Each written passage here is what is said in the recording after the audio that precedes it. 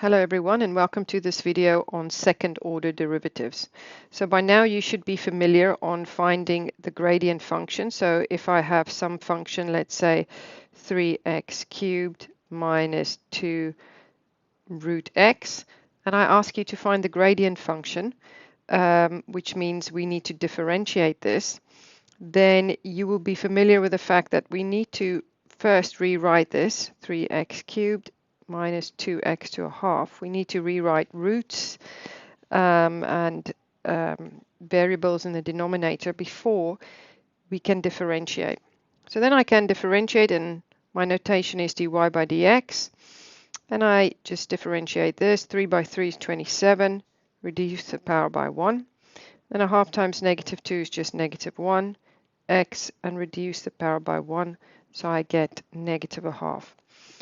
Now, the second order derivative literally is just the process of differentiating a second time. So the notation will be d2y over dx squared. And that means I'm taking this gradient function and I'm differentiating it again.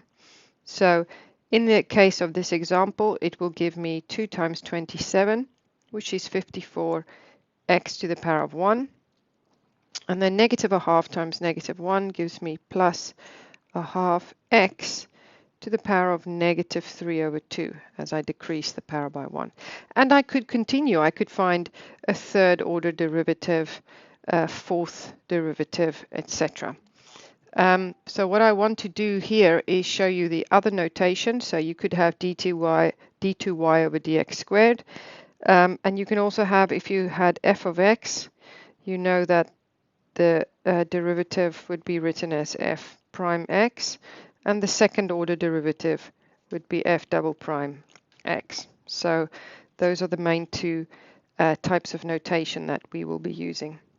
Okay, let's work through some examples. So question 1 here says if y equals 3x to the 5 plus 4 over x squared, find d2y over dx squared. So the first thing I'm going to do is I always rewrite this into a form that makes it easy to differentiate. I find my first order derivative. So that becomes 15x to the 4 minus 8x to the minus 1. And then I go and differentiate this a second time. And I will get 60x cubed plus 8x to the negative 2. And if we wanted to, we could rewrite this as 60x cubed plus 8 over x squared. Okay, another example here. 3 root x plus 1 over 2 root x. Find the second derivative. So again, I rewrite this in a form that allows me to differentiate.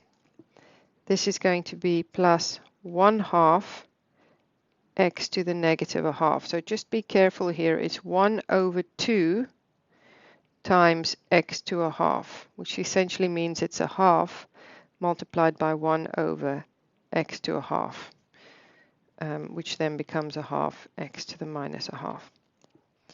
Okay, so I can now differentiate. This will give me 3 over 2, decrease the power by 1, so I get negative a half. And then for the second term, negative a half times a half is negative a quarter, and decrease the power by 1, so I get negative 3 over 2. And then very simply, differentiate a second time. So this will give me negative 3/4 x to the negative 3 over 2, as I decrease my power by 1 again, times by the power, so I will get 3/8 x to the negative 5 over 2. And that there is my second order derivative. One last example.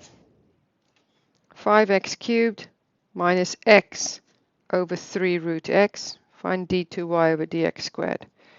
So let's first go and rewrite this.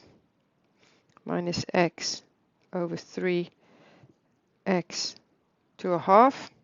And then for this, I'm just going to apply laws of indices. Well, that's x to the 1 over x to a half, which becomes x to a half in the numerator.